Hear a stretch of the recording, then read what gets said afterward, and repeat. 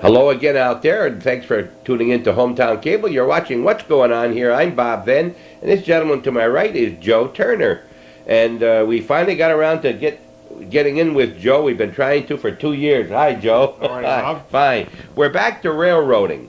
As you people probably remember, many of you, or all of you, some of you, saw Peg Barcombe doing a show with us, and we did about 4 or 5 or 6 different shows late in 1990 and in January of 1991, and we never could get on schedule with the boys here at the CN, and we're at the CN, what do you call this building? Office? CN office. And as I was mentioning, as you always started, it's on the corner of Barnes and Lilly, and there's very few people out there, unless you're around this point and knows where Barnes and Lilly is located, and we're right behind the Shazy Hardware, Joe. That's right. Okay, Joe,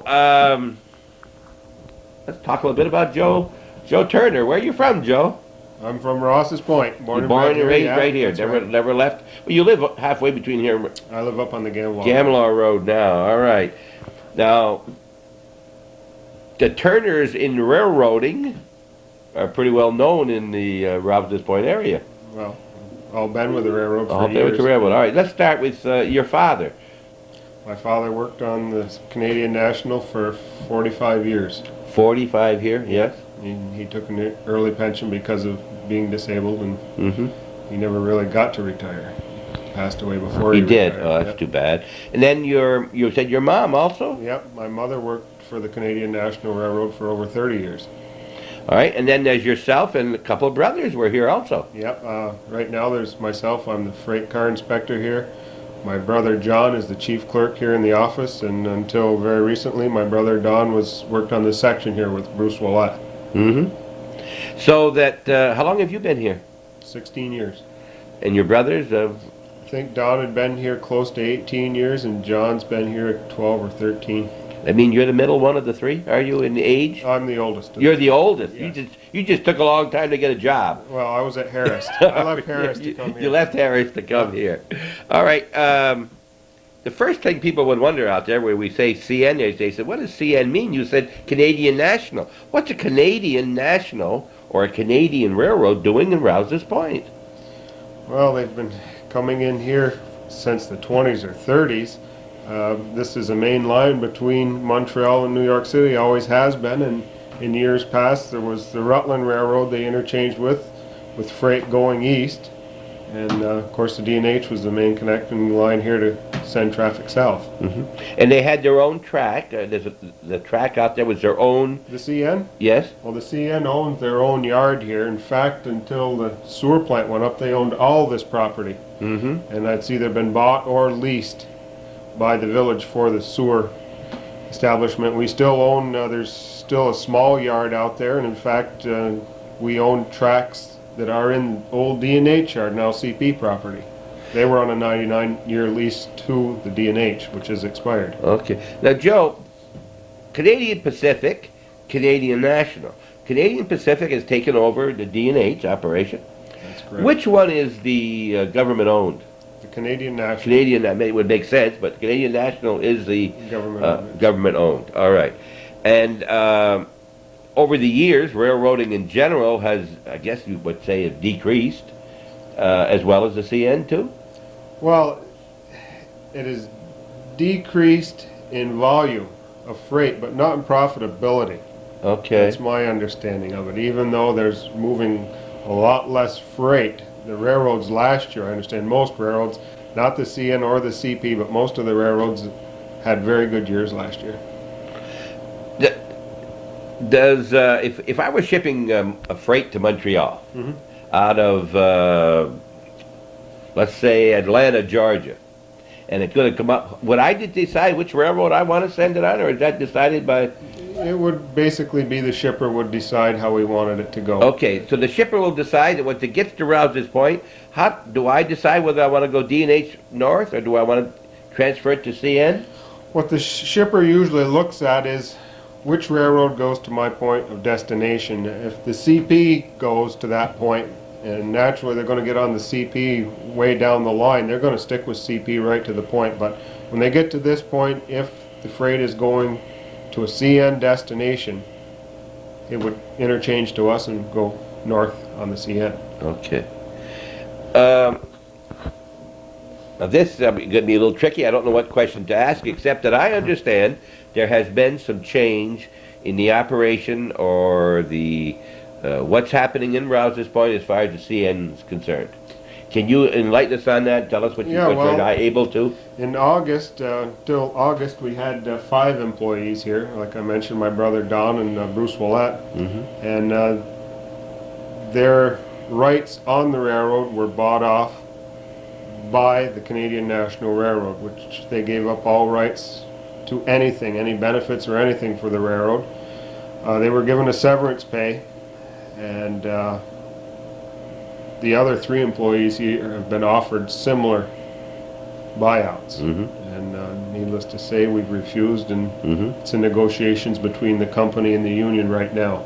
What's going to happen. Okay, so right now there are 3 of you still working. Still 3 of us here. Here, active.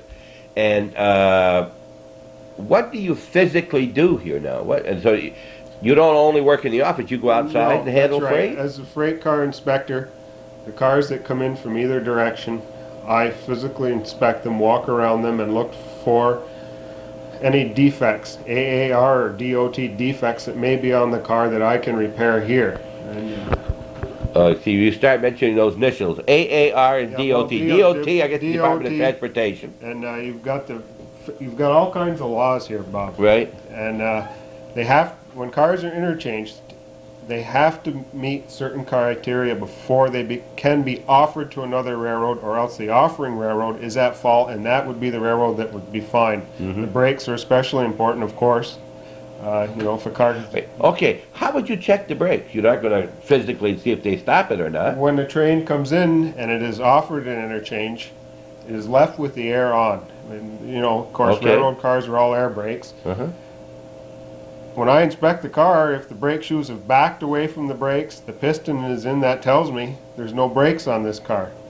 So I have to hook up air, see if it's a repair I can make, and most air brake repairs can be made here. Right here? Oh yeah, I mean, unless it's a brake portion, I'm not a shop here. I don't have all the air brake testing stuff that they do at a big shop, but I can repair pipes, replace pipes or gaskets, anything like that. So you have all that stock here? Yes.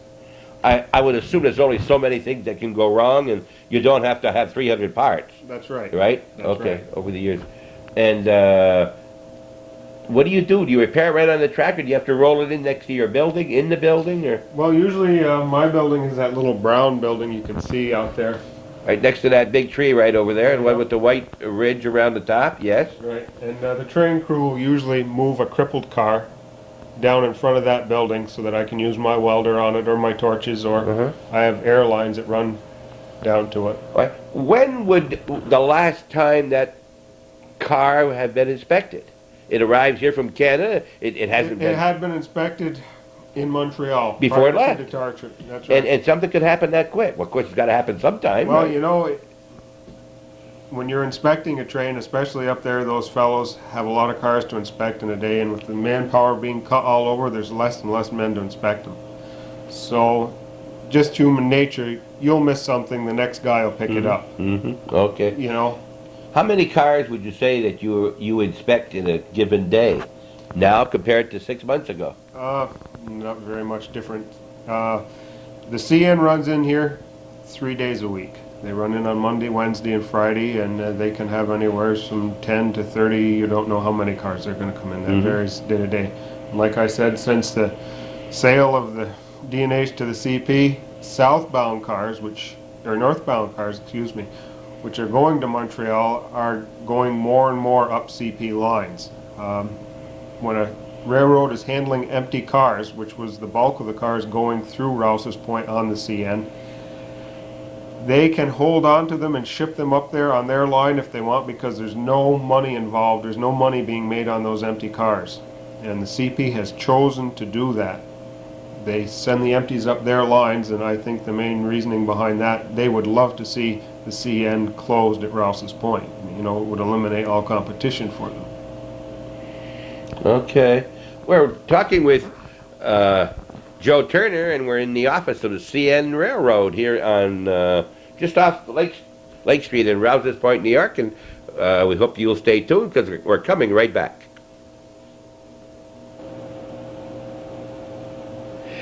Joe, you haven't been a lifetime employee of the railroad in all your working time. You say you worked at Harris, but certainly from the time you've been working here 16 years and living at home for at least 18 or 20 of those before, railroad is a big part of your life, always has been. Mm-hmm. That's changed a lot in Rouses Point over the years. Sure has. Huh? It sure has. Okay. Now, I don't know if you're going to be able to answer this, but what would you say, maybe Peg told us back, how many people, let's say 50 years ago or 60 years ago, there were, how many people, 100 people in Rouses Point working for the railroad? Ever that many? I think that there was more Okay. than that. There was more Today, than counting the CP, D&H, and yourselves here, there may be a dozen at a the moment. dozen. What a change, right? Yes. And it had was the retirement good in railroad? Yes, retirement is somewhat better than Social Security. Right now, all right. My father-in-law, Bernard Gay, used to work for the Rutland, and I think he worked for the other railroad around here a little bit. And he never paid in Social Security. Do you pay Social Security? No, no. What do you We do? pay into railroad retirement. All right. The reason I bring that up is because once in a while you'll see on page 3 of the Plattsburgh Press, it'll say the railroad retirement man or something from Albany will be in Plattsburgh to talk to anybody who wants to ask him about retirement. What kind of questions could they have for him? Well, he's there for retirement, but also railroad unemployment is handled through him. And our unemployment is different than yours too, where I think now in New York State, if you're working depending on your wage, you can draw $300 a week. A railroad employee, Bob, can only draw $133 a week no matter how much he made. It's a different retirement, Completely unemployment. different. Yes.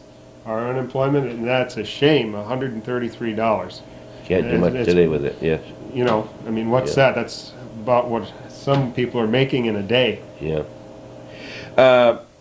Is there a lot of families right now retired railroad people in? Of course, they're dying off. They're but dying. a lot of That's widows, right? But there are still some, yes. And though most of them, not all of them, but most of them have very good retirement benefits. Your mother is on a railroad retirement, right? Her income? My mother's is, but she's on a. Hers is a little bit different. My father being deceased, she only draws a widow's pension from that. Okay. And on her own, she was 1 week short of qualifying for full railroad retirement when they abolished her job here. Now, that sounds dirty, if you'll pardon the expression. I don't want to get any more about that, but someone says, I got 5 days to go, and they said, well, we were thinking of laying you off. The military was doing it, 19 and a half years they were letting people go, so they wouldn't have to give them their retirement. I think that is a horrible thing. Yeah, it is. Things like that. All right, It is. enough about that, but the other railroad families in this community, name 3 or 4. We won't try to name them all, but the merchants, railroads in their lifetime, right? Merchant, yeah, but you've got Frank Hoy, who recently passed Yes, away.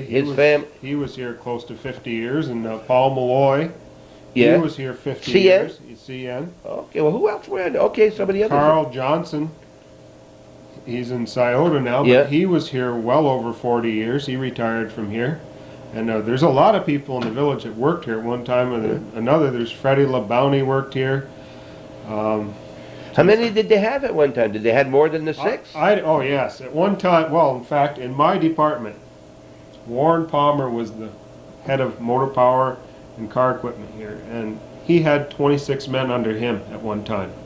And they all worked right over here in this area? Oh right yeah, here? there was a regular repair shop outside here, and Warren was in charge of that, as well as the engines, the steam engines to begin with, and then towards the end of his career, the diesel engines. So does this mean that when they got this young breed of the Turners and the Keebles and the Wallace, that they were able to do the work of all these 26 people? Well, you have to remember one thing: when all these people were here, it was steam, like I said. And safety standards have improved so much over the last 20 years that, yes, and with, of course, these machines you see sitting by Yeah, we'll you. talk about those here. All right. Tell me, do you ever find anything on a car that you can't fix and it has to go back to Canada? Yes. What happens to the merchandise in the car itself? Is it unloaded here or does it go back to Canada? Usually it goes back to Canada. If the car can be moved. If the car can't be moved, if I decide that it's not safe to even go back there, they'll send a road truck with a crane down, we'll say it's a pair of wheels, and lift the car up and put new wheels underneath the car. You don't do that. No, that's not All right. for one man. So it's very possible that one of these cars you're checking today, or one of these 3 days a week for brakes and whatever, could be on its way to California, Oregon. Well, like being in this corridor, most of the freight here is going.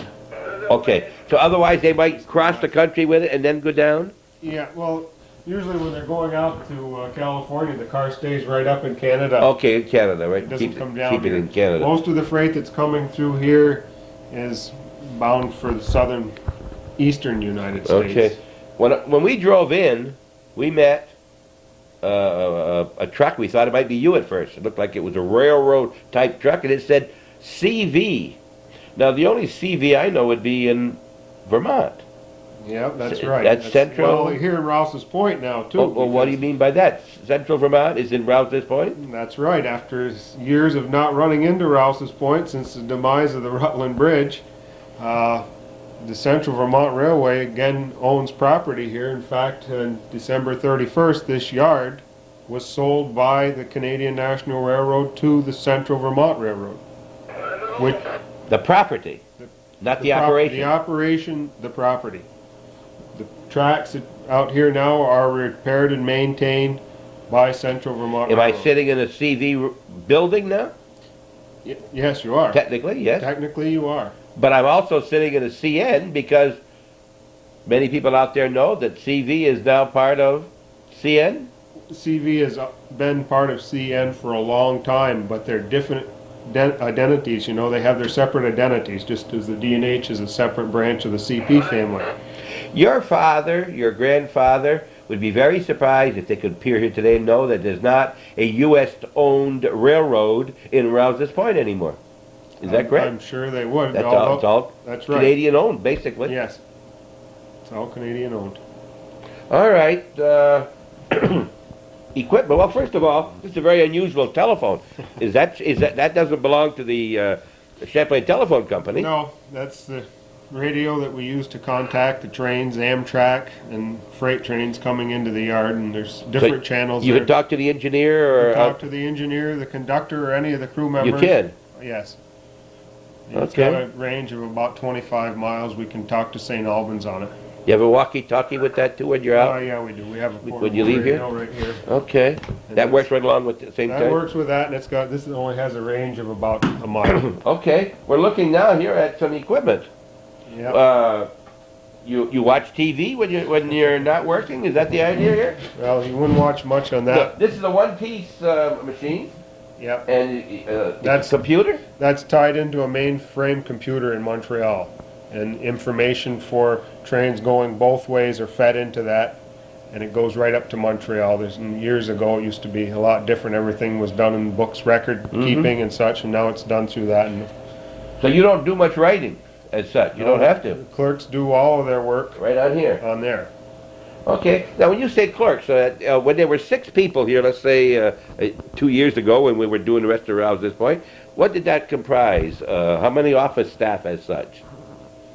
Well, for the last 5 years, there's only been 2 office personnel. And that was... Jeff Keeble and my brother John. Okay, John and Jeff Keeble. All right. And then you were inspector, Freight car inspector. and Bruce was track. Track foreman, and Don was his assistant. Okay. And that was it. That's right. And you didn't work evenings. No. That 8 to 5. Everybody worked 8 to 5. Well, the hours vary here because of the trains. On the days the trains come in, we come in later. You know, Okay. in case the train is here late at night, everybody comes in later that day. Okay. So if the train don't come in on a Tuesday and you don't have anything to look at, they 9 to dock your 5. pay. 9 to 5. Nope. Did dock your? What do you Nope. do that day? We sit here and we wait. You wait, huh? It's like the Maytag repairman. Right. Anything you can tell me about this that would be interesting to the people who are watching? On that machinery? No, it's just your basic. Big change though from when your father was here, right? Absolutely, absolutely.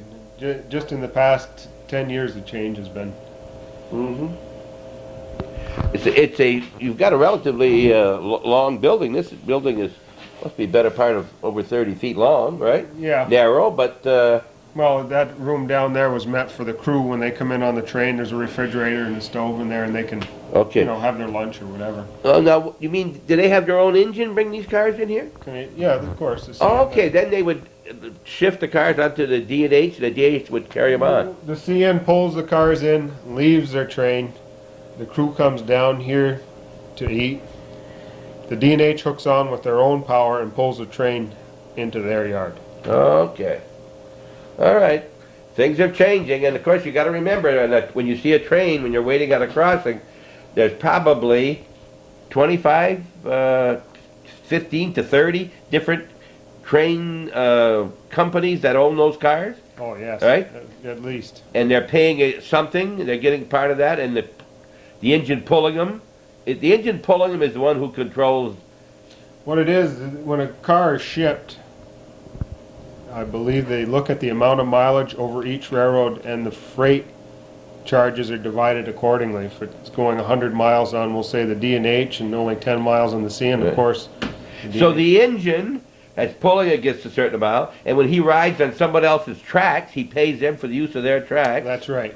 But we don't have that case here. The CN does not go on to the D&H tracks or vice versa. Get your own tracks right here, yes. All right. I understand that since we were out there looking at the cross ties and the switch ties when I was out there and showing you the seals for the cars, that they pulled up some of that track. Is that correct? The CP has. Can you tell me anything about that? Yeah, At least from what you know? They've removed most of what was known as the D&H yard and also the NJ or Naperville Junction yard. Those tracks aren't there anymore, and basically the CP, as far as the CP is concerned, this is a straight run through. The personnel, there's only 4 or 5, maybe a half a dozen personnel left on the D&H. There's no more switching crew even in Rouses Point. They're based in Plattsburgh now, and they come up 3 days a week, the day the CN comes in, and that's it. All right, so, but they still switch here. But where they had 8 or 10 tracks wide there, or whatever it was, they only have 2 or 3 now? I think there's 2 up there. All right, this is the way things are changing. And aren't we happy, and we hope you are, that we were able to get pictures of that out there, because it is now just history. And talking about history, there were a lot of things, as we look out this window, 100 years ago or 80 years ago that aren't here now. One of those, Peg Barcombe showed us, this whole yard back here belonged to the Millard Lumber Company, who was the man who built the old anchorage. That was his home originally, and he owned this great big yard, and there are pictures around, and maybe in the John Ross collection, and I know Peg has showed us some pictures here, and then you had the big diamond, they call it, right here, right? Yes, that's right. What's a diamond again? Tell us. That's where the railroads switched Switch. over. It crossed right over, right? Yep. A T. And then, of course, the big Rutland came across going east to west, and you had the north and south with the D&H. Of course, when we say north and south, it don't go south very far before it starts going west to get to West Shazy. Well, it goes to Shazy, then it heads west, then it goes south. Yeah. And don't forget also that until 1875, there was no railroad from the south that came into Rouses Point. It went from West Shazy to Moores and then north to Montreal, That's correct? right. Okay. I learned a lot from you, Peg, you'll notice, and talking. Anything else you want to tell me while we're inside? We're going to go out and look at some of the things here. It's a nice day, the sun is shining, it's cold, but anything else you want to tell us in here that we should know? Not really. Not I really? think we've covered just about everything in here, Bob. The quicker I leave, the better you'll like it? Okay, thanks very much, Joe. We'll be right back. You're watching Hometown Cable. More on railroads. We're talking about the CN, CV, we're both of them today here. CN North America. The CN, what do you mean by that, CN North America? That's the new corporate name for the Canadian National Railroad to help shippers identify all its arms with one shipping identity. CN North America covers the Central Vermont, the Grand Trunk Western, the Canadian National, and the DTI railroads. What's a DTR? DTI. DTI is what? Detroit. Detroit, Toledo. okay. And of course, North America covers United States and Canada and Mexico, I guess. So that's all there. And they don't go into Mexico, I take it, Not at all. but United States and Canada. And remember, CN, Nationally owned railroad. We don't have any nationally owned railroads in the United States, do we? No, I don't think so. Don't think we have There's a anything few like that. railroads owned by states, but nothing national.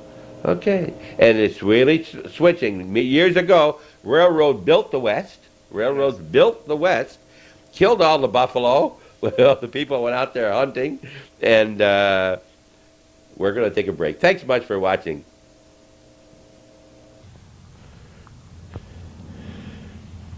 Well, we're outside. The sun is warm, but the air isn't, is it, Joe? All right, as we look out here now, what we're telling you, there's your office building. That's the CN office. Okay, now tell us what you told us inside about behind here now. Well, until 15 years ago, right here on this site, there was a 3-story building with a big, long freight shed behind it. And in fact, there were cattle pens behind it from when livestock used to be shipped on the railroad. And as the employees dwindled, they just decided there was no need for a big building like that. And it was tore, I think Jules Trena tore it down, and they erected this building for the office personnel. And these 3 little buildings over here were for the section, the trackmen. Okay, so those weren't there at all before? No. And this is where the tracks end, right here. That's this is right. as far as they've ever come east? Yes, that's Okay. right. Now, we know there was, near the switches here somewhere, there was an old, the railroad station, I guess, number one, and Yep. some other buildings that Peg told us she used to help her mother clean. And you told us that's about where? Right over there. Well, there's the last remaining Rutland building in Rouses Point right there. That's that big, with the old gray wood. Yep. Right it's there. owned by Edward Bayshard. Is he keeping stuff in there? I have no idea. Don't mention that at all. No We don't need idea. to tell what's in there.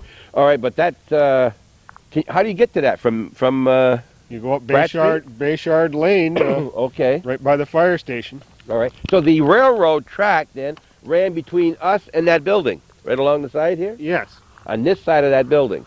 basically, yes. Okay. And do you know what was here where the Shazy Hardware is now? There's Was it- railroad tracks going through here, all Okay. through this. The crossing were right down here on Lake Street. Uh-huh. They probably had sidings here too, right? I'm sure at one time. At one they did. time they had the sidings. Okay. And as you look off, those over there, that's for boats, isn't it? Yeah, I think one of the local marinas is Yes. storing that on Mr. Bayshard's property. Those 2 big gray buildings out further there with that the upright behind it, is that owned by Bayshard too? Yeah, that's Ed Bayshard's, and that was used until 5 or 6 years ago. He transshipped soybean meal, was brought in by rail and loaded into trucks there. That was his own operation. Okay, and way off to the far here, the brick building, you can see that's the Rouses Point sewer. What do we call it? The Sewer- waste management. waste management department, where we took a tour one time. One of the most interesting tours I ever took was in that building, and I really enjoyed that tour because it's something I knew nothing about whatsoever. And this is where you put your trees and brush and so forth in the village, right Yeah, over here, the the pile, village right behind where that truck is now. And that's Lily, right? That he's on now? That's right. That's Lily. And the customs house is just over, right over the top of where it says Rouses Point, where the office is. That's where you are. Mhm. That's where you're located. And what was in that building before? Did you just tell me at one time? Where the Yeah. sewer building is, at one time there was a water tower out there in the field for the steam engines to supply them water, and there were various tracks that ran down almost to the back of the trailer park there, and they were used for different things. There was a siding going in. Well, you mentioned the box factory. There was Yeah. a siding going in there, and that's all been leased or sold. You told me there was a turnaround here or something too? Yeah, there was a Y there, so A that Y, the so engines you could come go in. ahead and back out and That's go out right. again. That all was right here. This has all changed, folks. And it's nice to have this down as we were walking over. It's not just for you to see today. It's for records of Rouses Point. And the romance of railroading for years was intriguing. It still is. If you haven't taken that railroad ride yet from Rouses Point to Plattsburgh, you should. Yeah. Take your children out. Let them know what railroading was.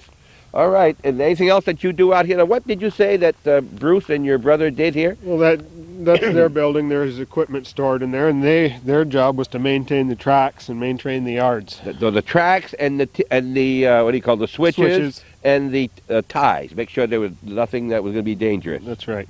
Do they have much trouble with? I always think of railroad ties, railroad track rather going to separate, go out too far, and does that happen much? Occasionally, especially in hot weather, you may get Hot weather. Yep. With a contraction with the heat, you may get a broken rail. Are you familiar too that the what do you call the distance between the two tracks? It's called Gauge. what? The gauge, and it's not the same all over Well, it is basically in the United yes, States. But in yes. Europe, for instance, you can't go from one country to another because it switches by countries.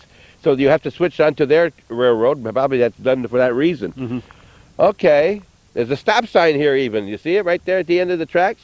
You better stop because there's no way to go anywhere else. Well, we had a car off last year, and it was when it got done, it was in there. Are you serious? Oh, yeah. You mean it kept right on going? Yeah, it kept right on going. It got away from the crew and skidded across the ground here and right through his fence. Now, how do you get it here? Is it pushed here by the engine? Yeah. The engine's behind it, obviously, Yeah. pushing it, huh? And it got away. It got away from him, and until that time, there was a large propane tank located right behind the building, but after that, he moved it. Oh, yes. Yeah, I would think. Well, Shazy Hardware got real good delivery that day, right into Yes, the they yard. Okay, we're going to take a ride out. We're going to get in the car right out to your building. Is there heat in that building right now? There should be. Well, by golly, that's going to be nice.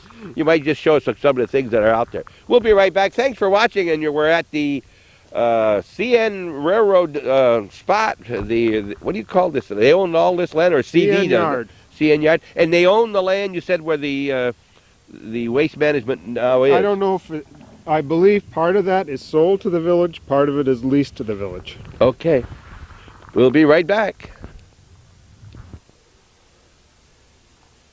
Now that we're inside and we can think straight a little better, we're in the the building is called? This is the car department. Car department, and it's warm. It's heat on in here, electric heat. Yes. In Rouses Point, it's got to be. Of course.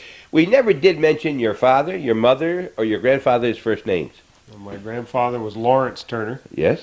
and my father was Bill Turner, William Turner, and my mother Leona Turner. I'm sure everybody Okay, knows everybody her. knows Leona. Yeah, she donates her time, and we see her in various places. Your father originally from Rouses Point? Your Yes. grandfather, too? My grandfather was from Alberg, and then he moved to Rouses Point. He was employed by the Rutland in Alberg and in Rouses Point. So Turners have been... We got a couple of your Turners in Champlain now, don't we? Yes, you do. Don and John Don both and John live there. both live in Both live there now, and I know I've seen their... I think that one of the sons at school. We talked one time to one of them. All right. Anything else you want to mention about the family that I don't know enough to think about and their connection with the railroad? You were talking something about your grandfather.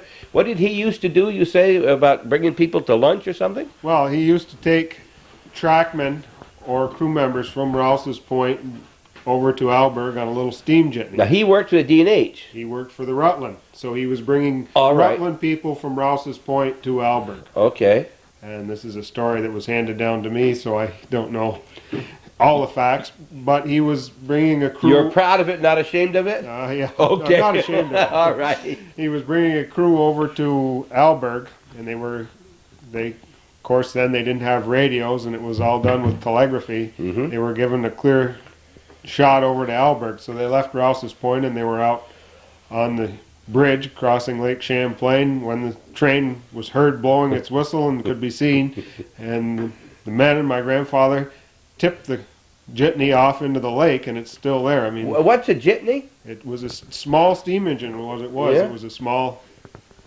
you know, Okay, now, we know through Peg that that railroad bridge that crossed had two tracks on it.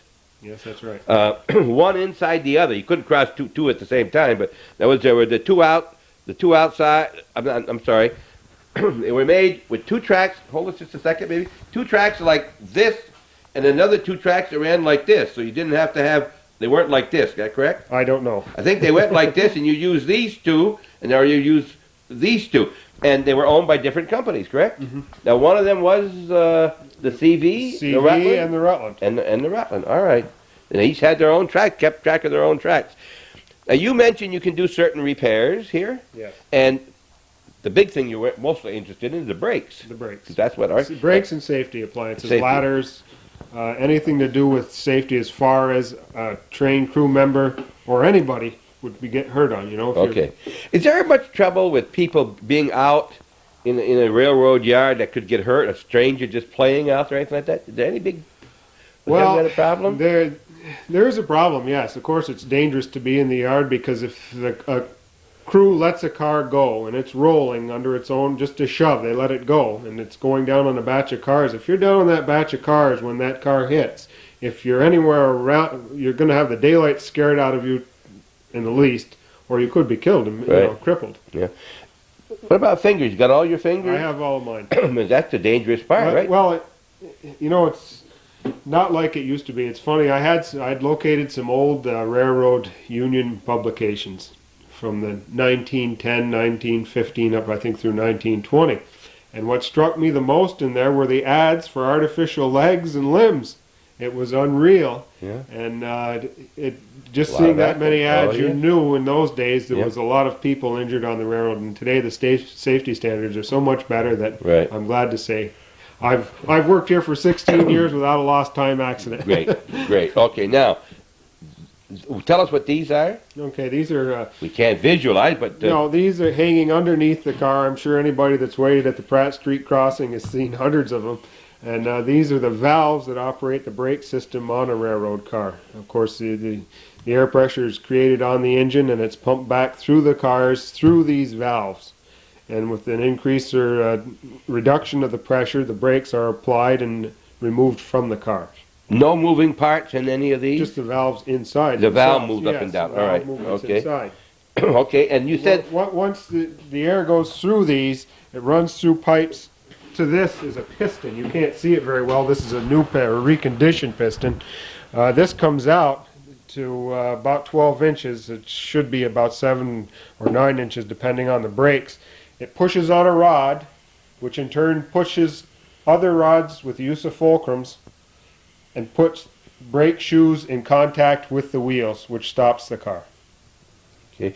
How many? You have those on every set of wheels? Every car has one. There are some specialty cars that have two. One on each car, and you have one of these, and you have a brake portion that would consist of a brake will consist of two portions: the emergency portion and. Do they lock it all when in cold weather to freeze up? Of course they can. If a valve locks up in here and your brakes are on, when that car gets to where it's going, there's going to be a lot of damage to that car. It'll wear the brake shoes right off it and eat right into other parts of the car. It'll ruin wheels. It's. And you could replace these here. Did you replace these here at all? Yes. You could replace.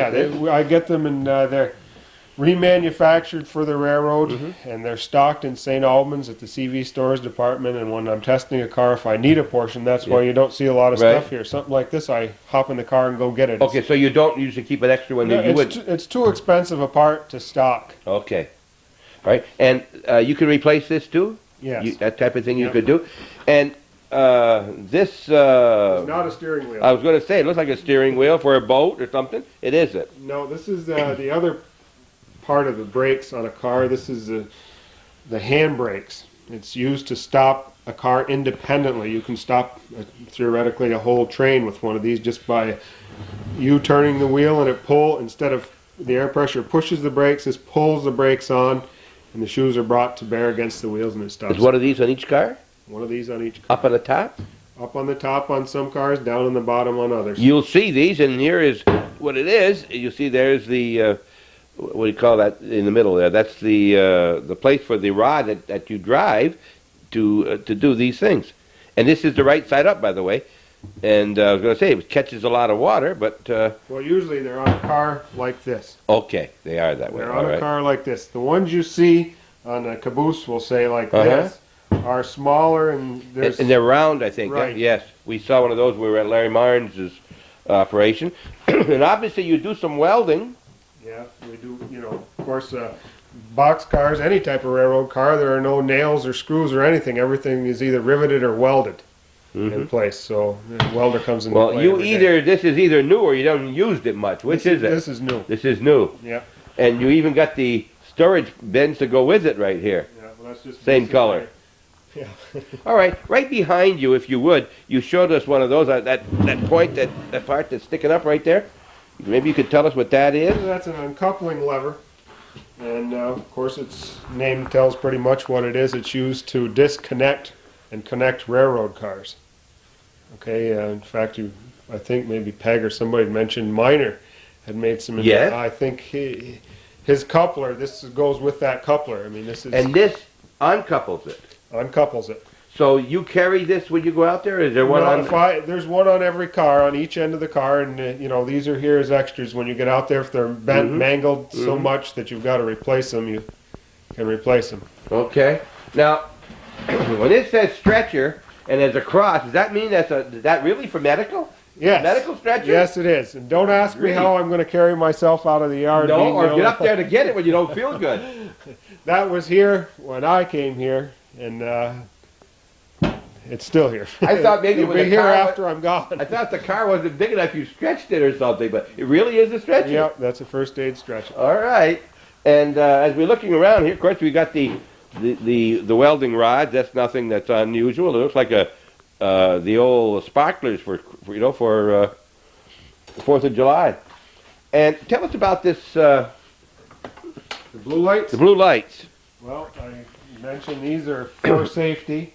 The fellow doing the work that I do, freight car inspector, if he's doing it at night, by railroad law, he has to lock the switch on either end of the train he's inspecting and place a flashing blue light on top the end of the last car on either end, so that any other train crew knows there's a freight carman down there, don't touch the train. Someone's working on that at that time. Now, so people out there who may not understand, what do you mean by locking the switch? Well, the switch is thrown leading away from the cars you're working on. You're off the main track, in other words. You're off on a siding. We'll correct? say you're on the main line. Okay. You're on a train on the main line. You throw the switch so that it leads onto a siding, and you lock it in that direction. So you've closed the road off, in other That's words. right. You put up a barrier. Right.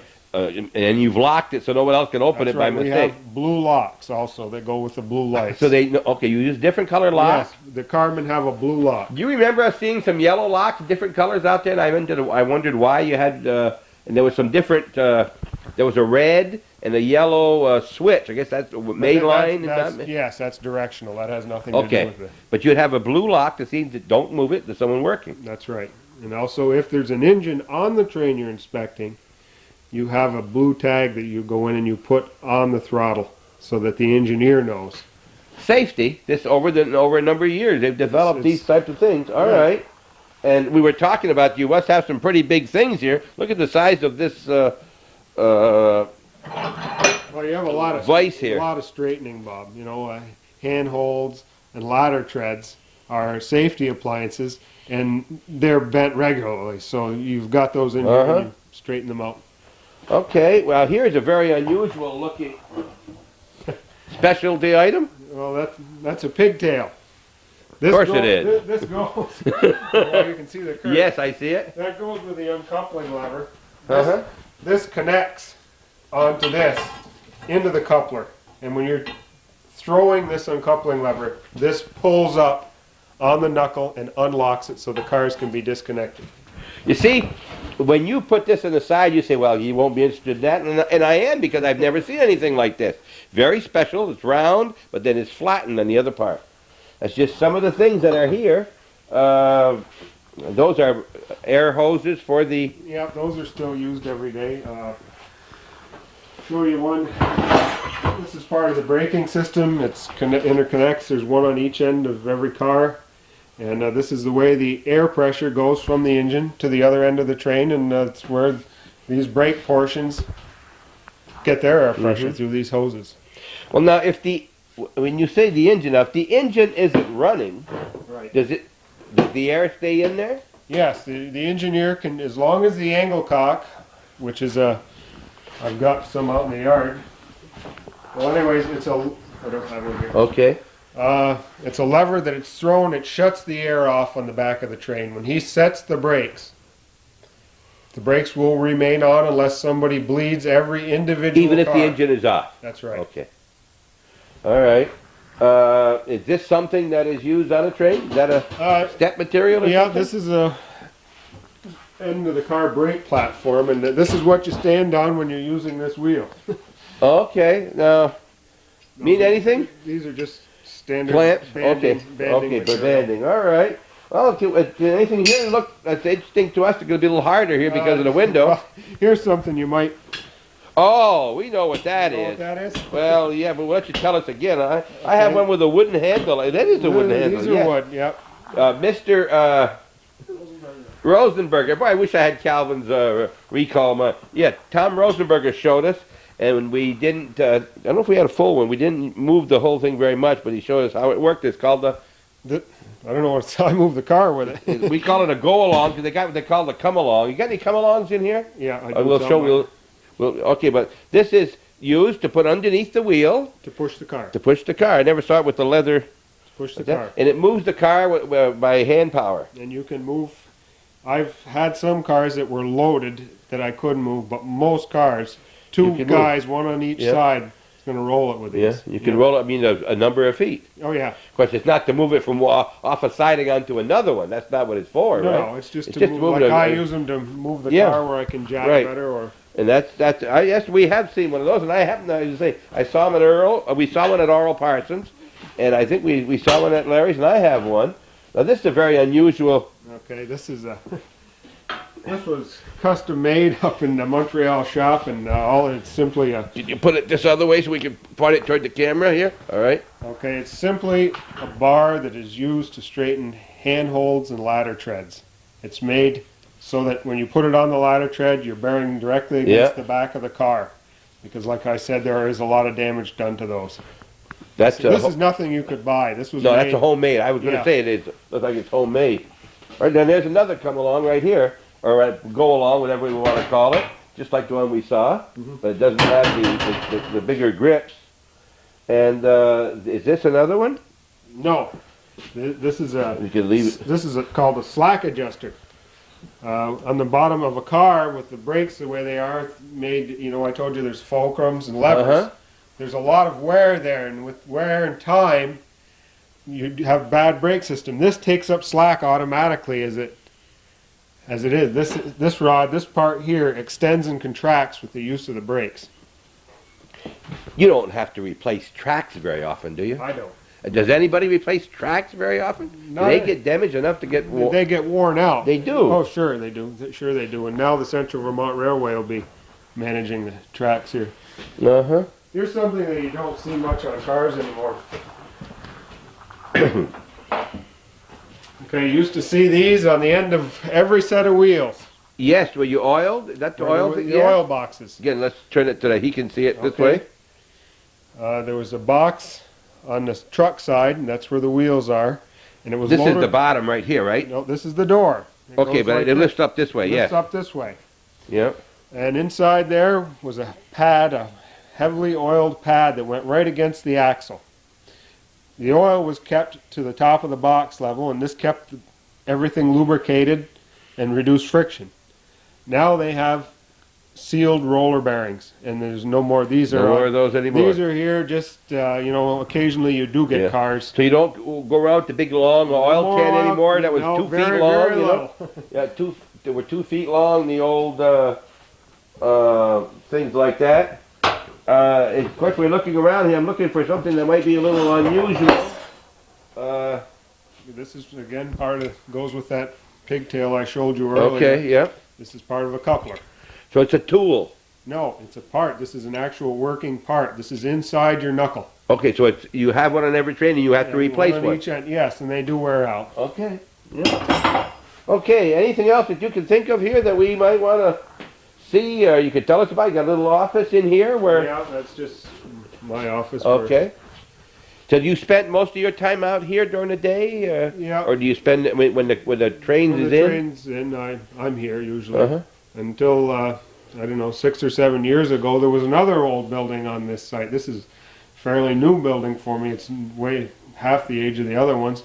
And the CN also had a 2-story building right in back here, which was the CN bunkhouse. For train crews that used to come in would spend the night there.